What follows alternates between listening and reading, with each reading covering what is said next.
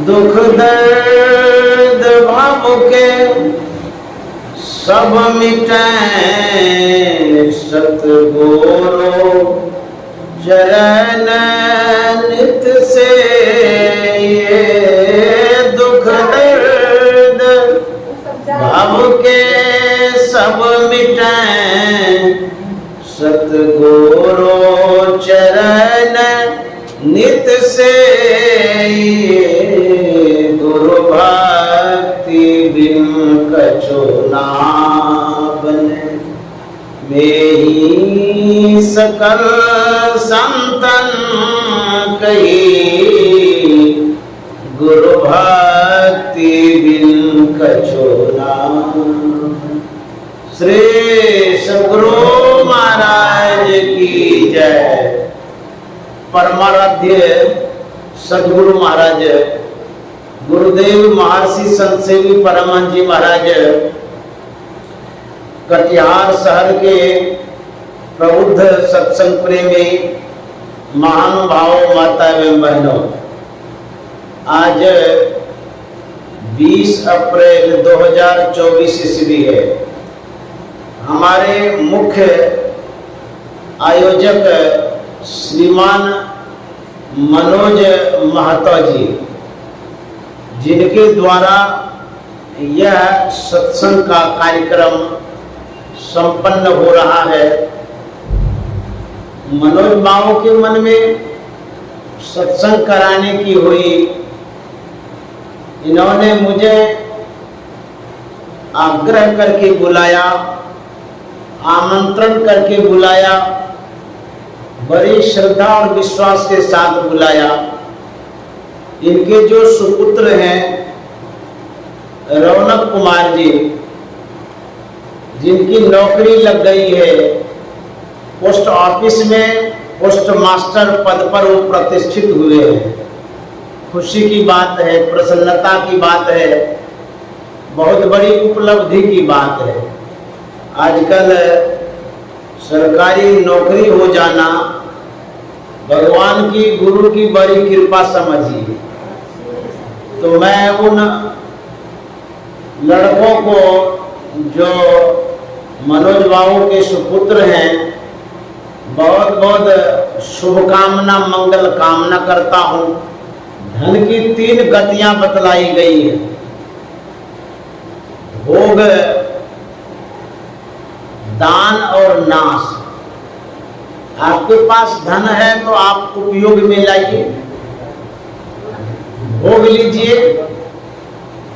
दूसरा, आप दान भी कर सकते हैं। तीसरा क्या होगा? तीसरा करने की आवश्यकता नहीं, अपने हो जाता है।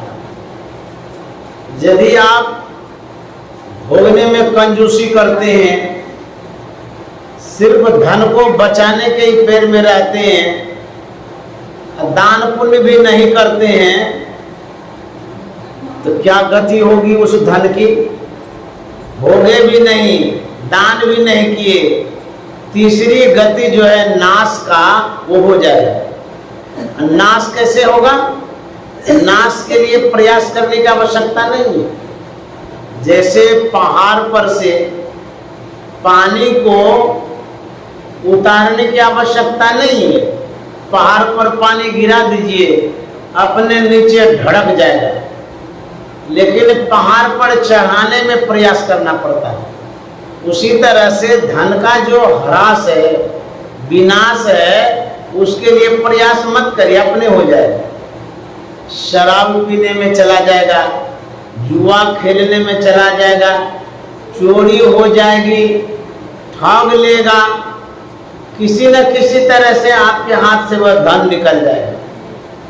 इसलिए धन का सदुपयोग धर्म करके होता है। और जो मनोज बाबू ने धर्म का काम किया है, कुप्पा घाट से महात्माओं को बुला करके अपने आवास की शोभा भी बढ़ाए, और जो सत्कर्म है, सत्धर्म है, वो भी इन्होंने किया। इसलिए धन का सदुपयोग सत्कर्म से होता। हम लोगों को सुनाया जाता है, बताया जाता है, संतों ने भी कहा है, सुत दारा और लक्ष्मी पापी के घर होए, लेकिन संत समागम हरि कथा तुलसी दुर्लभ दोय। पापी भी धन जमा कर लेता है, पुत्र पापी को भी हो जाता है, भरा पूरा परिवार पापी के भी पास होता है, लेकिन संत समागम पापी के पास नहीं हो सकता।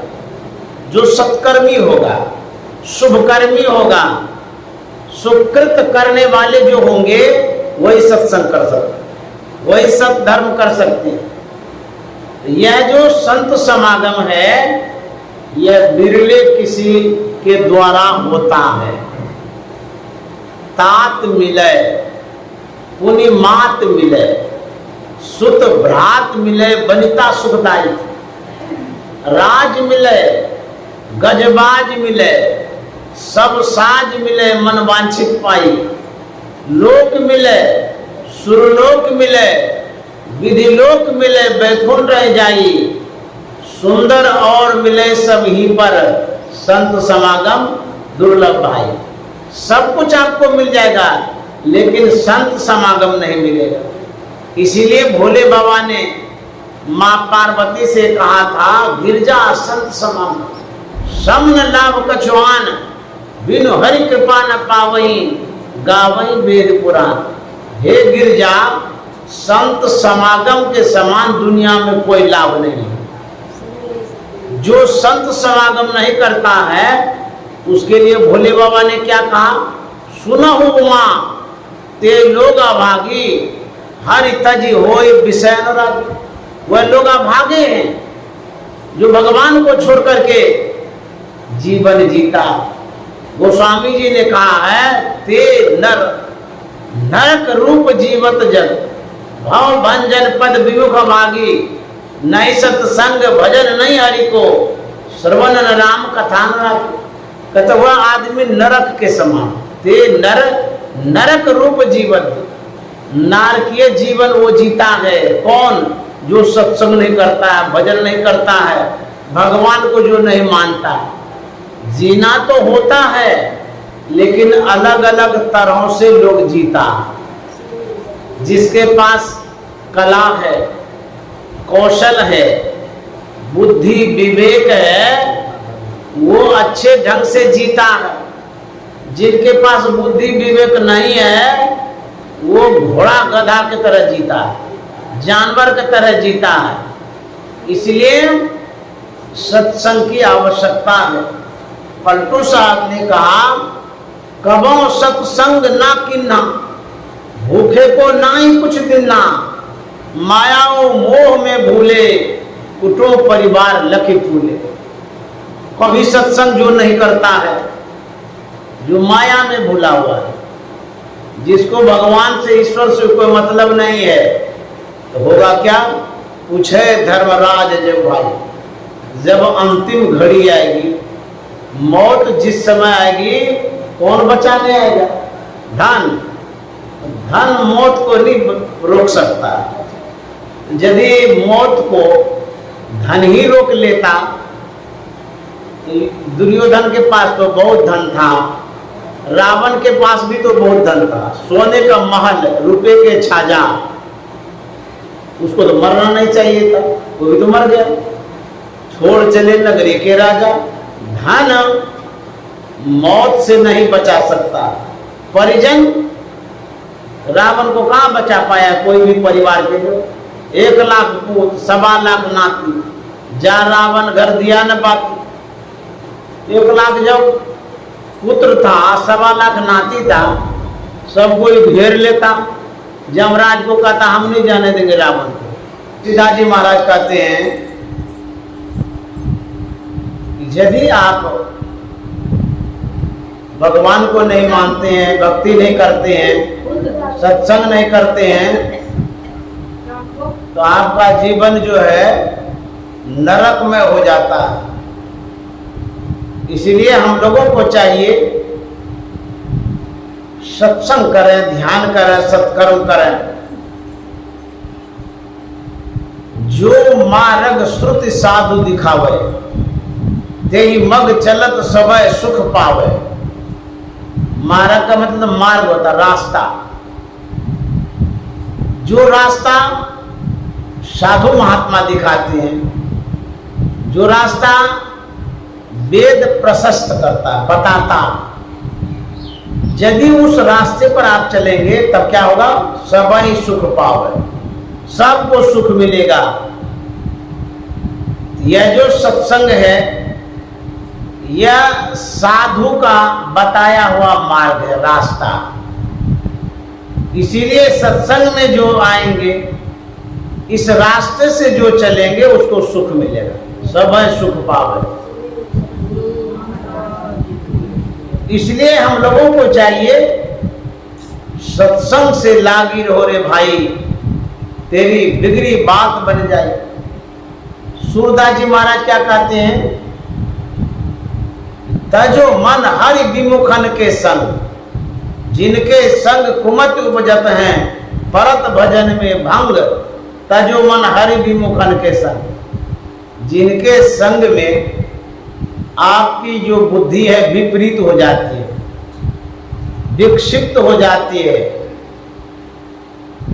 वैमनस्य हो जाती है बुद्धि, कहते वैसे का संग छोड़ दीजिए, परित्याग कर दीजिए। जिनके संग में जाने से बुद्धि अच्छी होती है उसका संग करना चाहिए।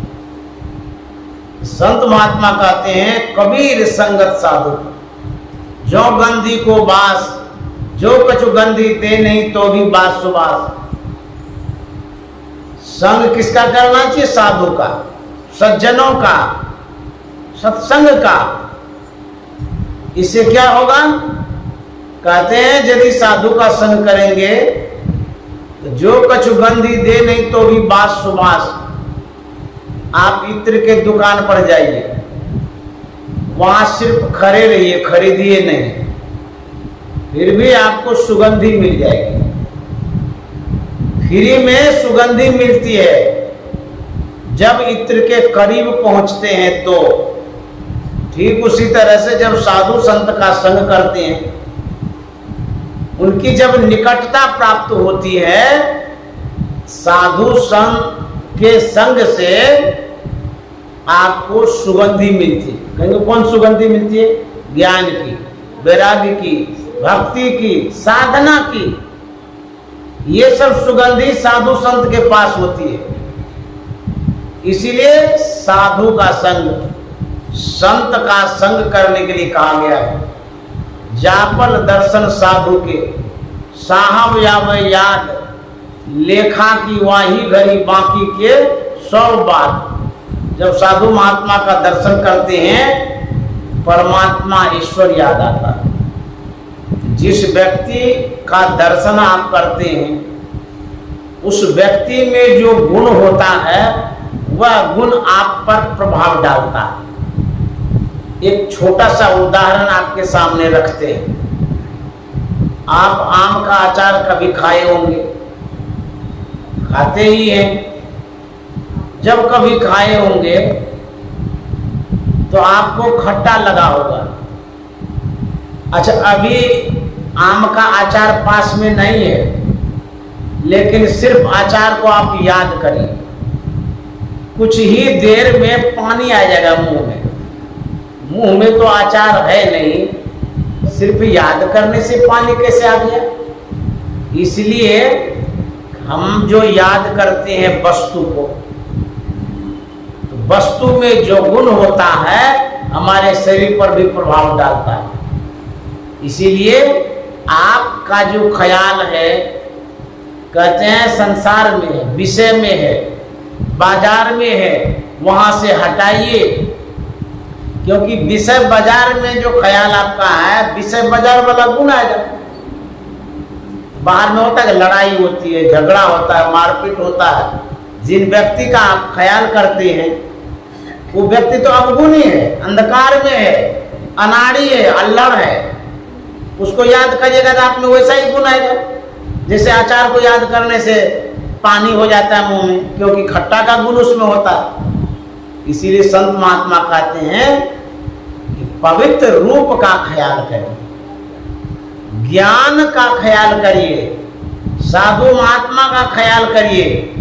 यदि वो ख्यालों में आएंगे तब आपके अंदर में भी ज्ञान है, गुण आ जाएगा, सुख और शांति मिलेगी, आपको सुकून मिलेगा।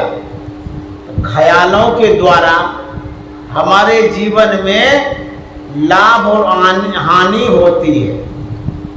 देखिए, ख्याल जो करते हैं आप, कछुआ को आप जानते होंगे, वह अंडा देने वाली प्राणी है।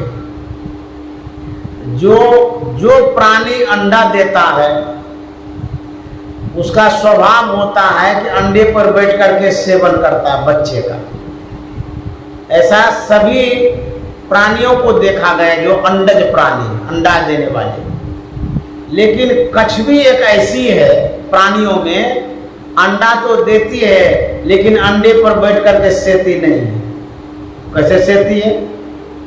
कछुआ अंडा देती है जमीन पर और रहती है पानी में। अब पानी में घूमती फिरती रहती है और अंडा का सेवन करती है। कहेंगे ये कैसे होता है? पानी में रहती है, सेवन कैसे करती है वो अंडा का? ख्यालों से। अब बुझिए, ये ख्याल जो है, कौन ख्याल? अभी आप बैठे हैं ना, आप यहाँ से ख्याल चला गया होगा चौखा में, दूध चढ़ा दिए हैं, उठ रहा होगा, गिर गया होगा तो पट से वहाँ चले जाएंगे। अभी यहाँ बैठे हैं, ख्याल चला गया बाजार में, तो मॉल जो है बिग बाजार, वहाँ कल कपड़ा देखे थे बड़ा अच्छा था, अभी जाकर के ले लेंगे। देखिए, बैठे हैं सत्संग में, ख्याल चला बिग बाजार। अभी बैठे हैं सत्संग में, आपका मन कहीं से कहीं भाग जाता है, इसको ख्याल कहते हैं। तो कछुआ जो है अंडे पर ख्याल रखती है। जहाँ ख्याल रखती है वह काम अच्छा होता है, खराब नहीं होता है। कमठ दृष्टि जो लावई सो ध्यानी परमान सुरत से अंडा सेवे, आप रहे जलमाए चुके में अंडा देवे। जस पनिहारी कलश भरी मार्ग में आवे, कर छोरे मुख बचन चित्त कल सामे लावे। फनि मनि धरे उतार आप चरनी को जावे, वह गाफिल ना पड़े सुरति मनमाई रहावे।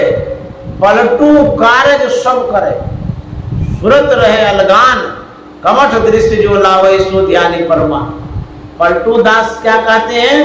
संसार का सब काम करे, कर से कर्म करो विधि नाना, और सुरत राख जाए कृपा निदाना।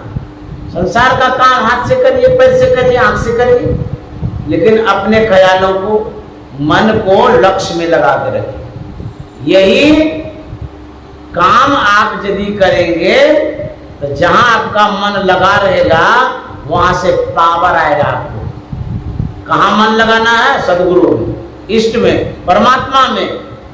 वहां यदि मन लगा रहेगा वहां से शक्ति आएगी, पावर आएगा और आपका मन बहुत मजबूत होगा, स्ट्रांग होगा।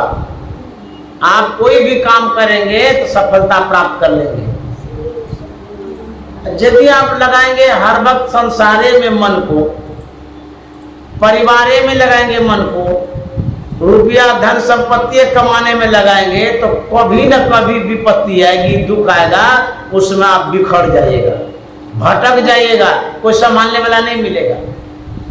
लेकिन यदि आपका ख्याल इष्ट में लगा हुआ रहता है, विपरीत परिस्थिति में इष्ट आपको हेल्प करता, मदद करता।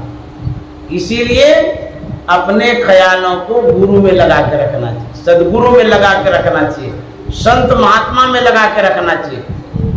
वहां से शक्ति आप में आएगी, ख्याल आएगा। ख्याल करने से काम बनता है। जैसे कछुआ ख्यालों से अंडा सेती है, ख्याल जो है बहुत बड़ी शक्ति है।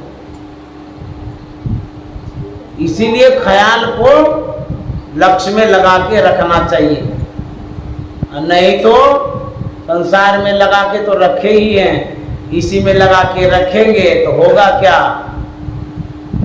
कहे कबीर अंत की बारी, हाथ झाड़ी जो चला जुआरी।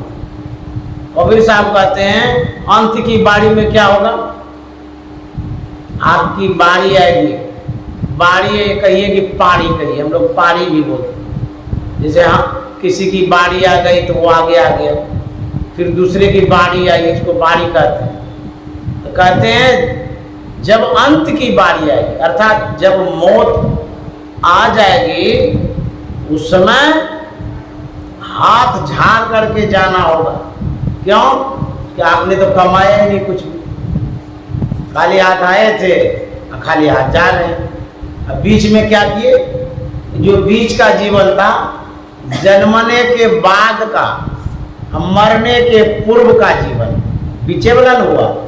बीच का जो जीवन है, उस जीवन में न शुभ कर्म किए, न सत्कर्म किए, न सत्संग किए, पेट भात में लगे रहे। खाली हाथ न जाना होगा, खाली हाथ आए थे, खाली हाथ जाना होगा। इसीलिए संत महात्मा सावधान करते हैं, क्या करना चाहिए? कबीर साहब का सुनिए। नाम हरि का जप ले बंदे, फिर पीछे पछताएगा। नाम हरि का जप ले बंदे, फिर पीछे पछताएगा। कोई कहेगा, कहते पछताना पड़ेगा। क्यों पछताना पड़ेगा? आप कहेंगे हमारे पास कौन चीज की कमी है जो पछताना पड़ेगा? करोड़ों का घर है, बैंक बैलेंस है, शरीर हट्टा कट्ठा है, भरा पूरा परिवार है, कमी कौन चीज की है जो पछताना पड़ेगा? तो कबीर साहब क्यों कहे कि पछताना पड़ेगा? इसलिए पछताना होगा जब मौत आएगी, अंतिम घड़ी जब होगा। मान लिया जाए 6 महीना पहले आप 1 करोड़ का घर लिए बनाए, डॉक्टर बोल दिया कि अब आपकी आयु समाप्त हो जाएगी, कुछ ही दिन के आप मेहमान हैं, आप बेड रेस्ट में हैं, हॉस्पिटल में आप भर्ती कराए गए थे। उस घड़ी में डॉक्टर कहता है आप अब जिंदा नहीं रहेंगे ज्यादा। आप लेटे लेटे जरूर सोचेंगे ये क्या हो गया, करोड़ों का जो बनाए घर अभी तो 6 महीना हुआ है, कहाँ भोगे हैं उतना? कौन भोगेगा इतना जो बनाए? आपके अलमीरा में ड्राई फ्रूट्स है, मामरा, बादाम, काजू, किशमिश, छौड़ा, मनक्का आदि। डॉक्टर बोला है कि आपका लीवर खराब हो गया है, चना का सत्तू घोल घोल करके पीजिए, वो भी पतला करके, गाढ़ा मत पीजिएगा। उस समय नहीं पछताएंगे, ये अलमीरा में ड्राई फ्रूट्स कीड़ा खा रहा है, हमको डॉक्टर बोला चना का सत्तू खाने के लिए। पछताना होगा कि नहीं होगा? आपके पास बैंक बैलेंस है, वह बैंक में जो पड़ा हुआ है, आप सोचते हैं कि 1 करोड़ का संपत्ति है, वो किसको दे देंगे? अब क्यों देंगे? अच्छा नहीं देंगे तो बैंक वाला ले लेगा। देने में भी उस समय हिचकिच करता है, मोह लगता, ममता है ना पैसा के प्रति, वो भी नहीं छोड़ना चाहता। लेकिन कुछ क्षण के मेहमान है, फिर भी वो बैंक बैलेंस वाला मन में घूमते रह रहा, किसको दें, क्या करें, नहीं करें। नहीं पछताना होगा उस समय, ये क्या हो गया, कहाँ के लिए हम बैंक में रखे थे? तो कबीर साहब कहते हैं पछताना तो पड़ेगा पड़ेगा अंतिम घड़ी में। नाम हरि का जप ले बंदे, फिर पीछे पछताएगा। तो कहता है मेरी काया, काया का गुमान क्या? तो कहता है मेरी काया, काया का गुमान क्या? चांद सा सुंदर ये तन तेरा क्या होगा? मिट्टी में मिल जाएगा। चांद सा सुंदर ये तन तेरा मिट्टी में मिल जाए। बहुत लोगों को मौत का भी पता नहीं रहता, गफलत में पड़े रहते हैं। लोग जानता भी नहीं कि मौत क्या होती है, बहुत लोगों को नहीं पता है। जिस दिन पता हो जाएगा मौत का, उस दिन आपको वैराग्य हो जाएगा।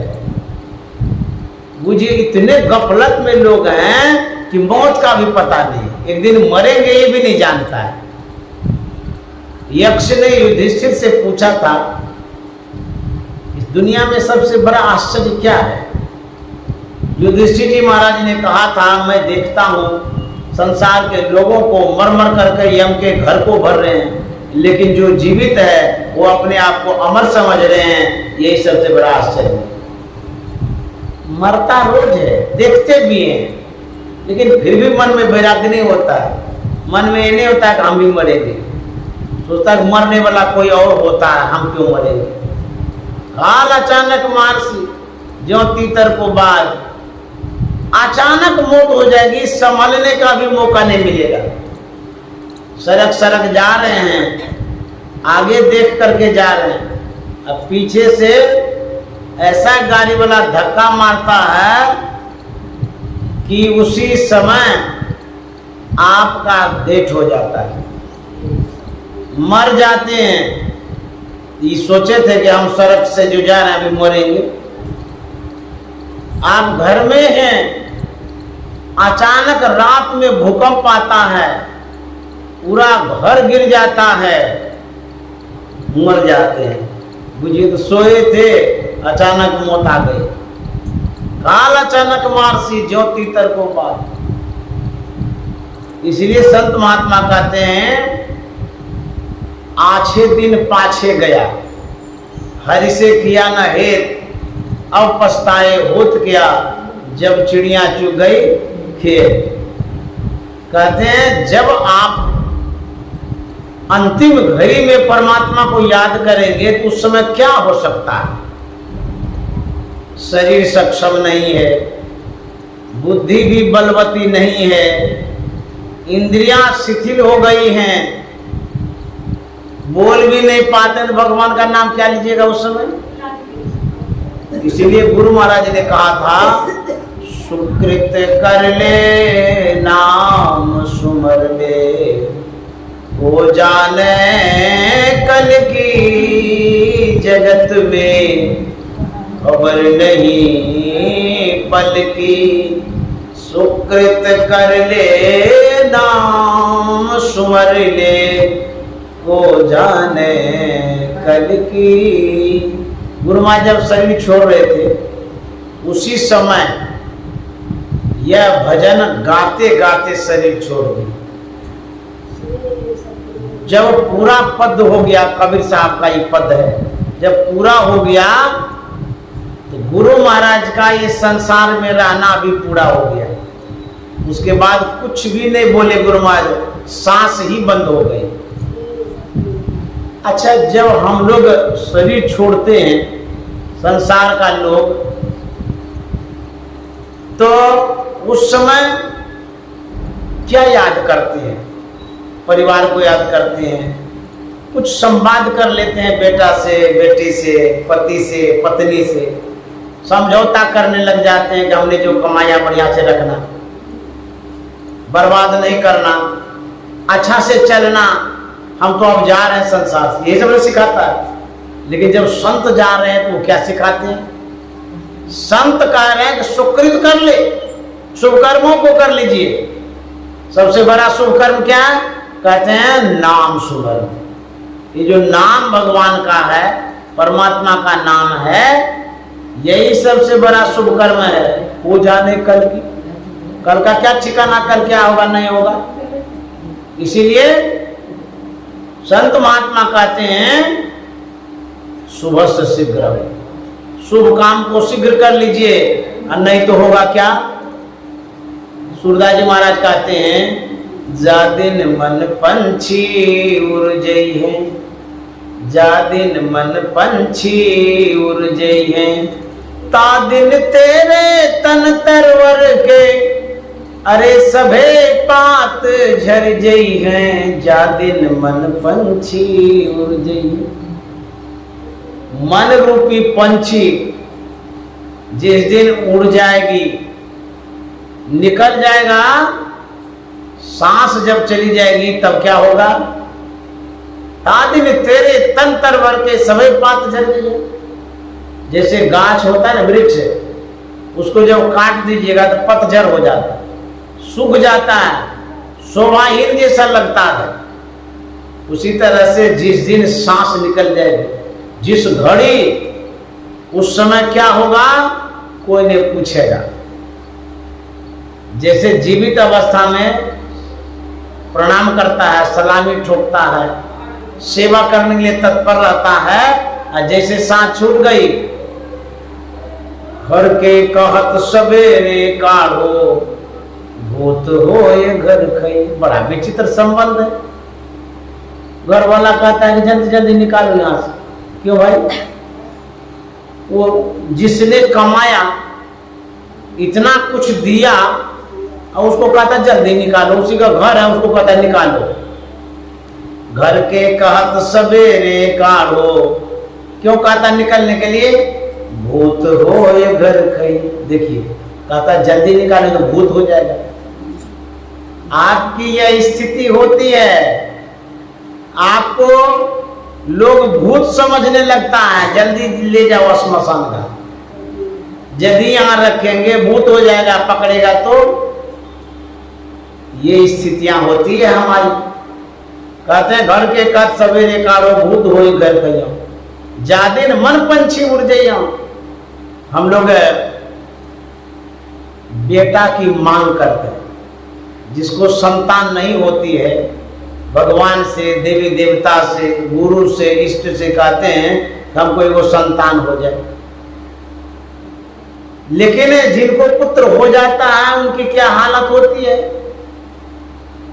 सूरदास जी महाराज कहते हैं, जिन पुत्रन को बहुविधि पालियो, देवी देव मनई हैं।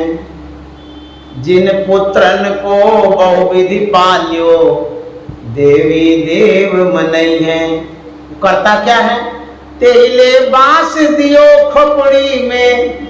जिस समय दाह संस्कार होता है, जल्दी नहीं जलता है तो कच्चा बांस लेता, मारता है खोपड़ी, इसीलिए मारता है कस के। ये जो खोपड़ी परमात्मा ने माथा दिया था, इसको तो संत के चरणों में झुकाया नहीं, भगवान के चरणों में झुकाया नहीं इस सिर को, इसीलिए मारता है कस के। काहे के लिए माथा रखे? अभी भी माथा नहीं जला तो मारो उसको। पुत्र क्या करता है? तेले बांस दियो खोपड़ी में, अरे शीश फारी बिख रही है, जादिन मन पंछी उड़ गई है। उस समय भी दुर्दशा होती है, मरने के समय। इसलिए जो शरीर है, मानव शरीर, बड़भागी शरीर, इस शरीर का सदुपयोग सत्संग करके कर लीजिए। बड़े भाग पाइए सत्संगा, विनय प्रयास होई भव भंगा, अन्यथा यह शरीर एक दिन मिट्टी में मिल जाएगा, समाप्त हो जाएगा। जरा सोचिए, जो गाय है उसका गोंत काम में आता है। कोई कोई गाय का गोंत पीता भी है, दवाई के रूप में।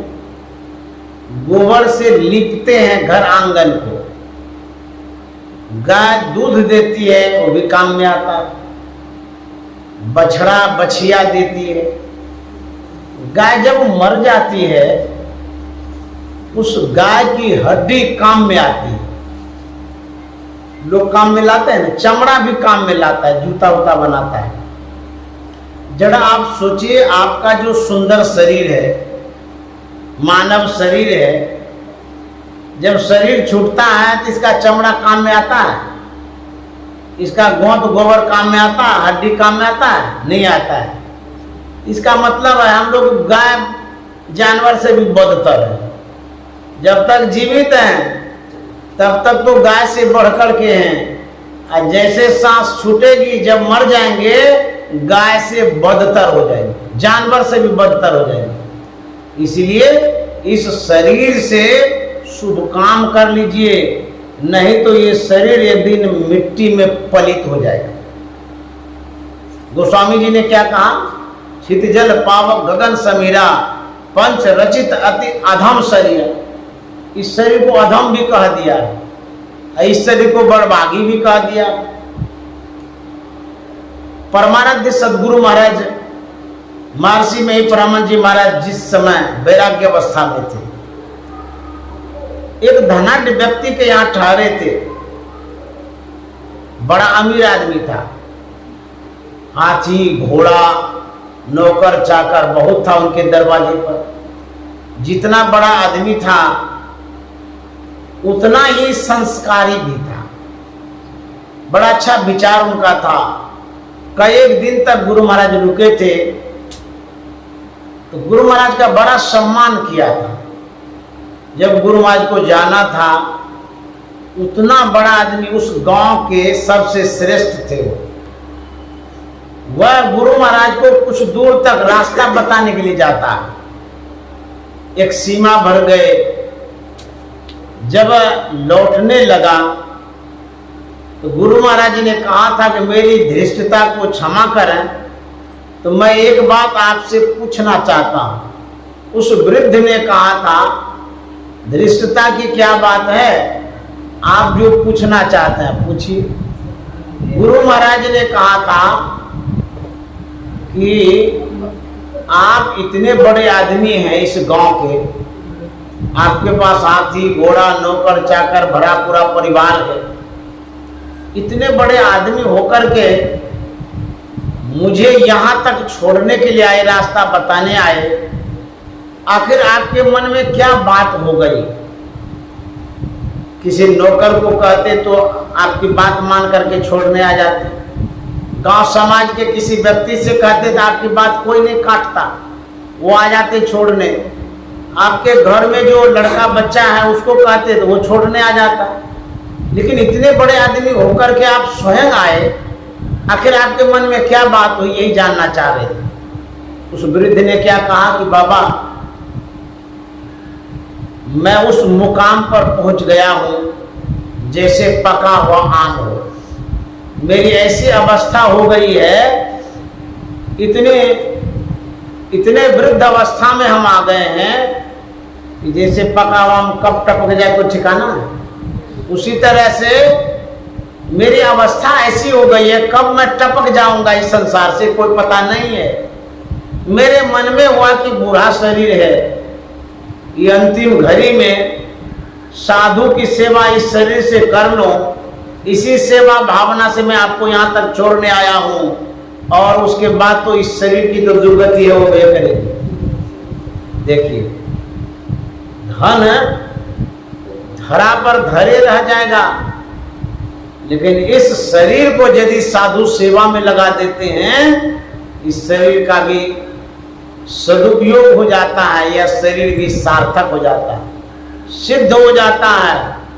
इसलिए संत महात्मा कहते हैं कि शरीर से सत्संग ध्यान करना चाहिए। यदि आप पैर से चल करके किसी का परोपकार नहीं किए, खाली कुंटल भर का शरीर ढोने के काम में लगाए इस पैर को, तो होगा क्या? दूसरी योनि में भेज देंगे भगवान। बिना पैर वाला भी शरीर होता है, उसी योनि में चले जाएंगे। आप हाथ से यदि परोपकार नहीं किए, इतना हट्टा कट्टा हाथ है कि किसी गिरे हुए को उठाए नहीं, ये हाथ किसी काम का तो है नहीं, अब दूसरे जन्म में हाथ ही नहीं देंगे। गाय को हाथ है, हाथी को हाथ है, वो ऐसे शरीर में चले जाएंगे। इस आंख से संत महात्मा का दर्शन नहीं करते हैं, दूसरे जन्म में शटर बंद कर देंगे आंख का, अंधे बना के भेजेंगे। कान से यदि भगवत भजन नहीं सुनते हैं, सत्संग नहीं सुनते हैं, दूसरे जन्म में कान का भी शटर बंद कर देंगे, बहरा बना के भेजेंगे, जाओ कान का काम ही नहीं है। खाली जैसे आटा पीसते हैं तो उसमें डलिया रहता है ना मशीन में, आटा चक्की मशीन में, जो भी अनाज डालते जाइए वो पीसते जाएगा नीचे में। उसी तरह से ये मुंह डलिया मत बना के रखे, ऊपर से डालते जाओ, रोटी भी, भात भी, सत्तू भी, जो न सो ऊपर से डालते जाओ। भगवान ने डलिया बना के दिया है, ये डस्टबिन है क्या, टोकरी, इधर से डालते हैं उधर से निकलता है। खाली खाने के लिए ये मुंह नहीं दिया है, बल्कि बोलने के लिए भी दिया है। मीठा वचन, अच्छा वचन बोलने के लिए दिया है। ये नहीं कि जहर उगलते रहिए। तुलसीदास जी महाराज ने कहा तुलसी मीठे वचन सा सुख उपजत चहोर, वशीकरण यह मंत्र है तज दे वचन कठोर। मधुर भाषी बनिए, मिष्ट भाषी बनिए, जहर मत उगलिए। जहर उगलिएगा फिर जहर उगलने वाला शरीर मिल जाएगा, उसी शरीर में उगलते रहिए, सांप बना देगा। सांप जहर नहीं उगलता है। तो मनुष्य शरीर में आए हैं, मधुर भाषी बनिए, मिष्ट भाषी बनिए, परोपकारी बनिए, सत्कर्म करिए, शुभ कर्म करिए, जो आज मनोज बाबू ने किया, इतना अच्छा काम किया। इसीलिए हम लोगों को सीख लेनी चाहिए, धन को धर्म में लगाना चाहिए। शरीर कल छूट जाएगा, सत्संग कर पाएंगे? जो मर जाता है वो सत्संग करता है? जो काम आपको करना है अच्छा भला, उसको यथाशीघ्र करिए, टालिए नहीं। आप लोगों को बहुत बहुत साधुवाद। ये जो आप तपस्या कर रहे हैं बैठ करके, तो तपस्या का एक फल दे रहे हैं। श्री सद्गुरु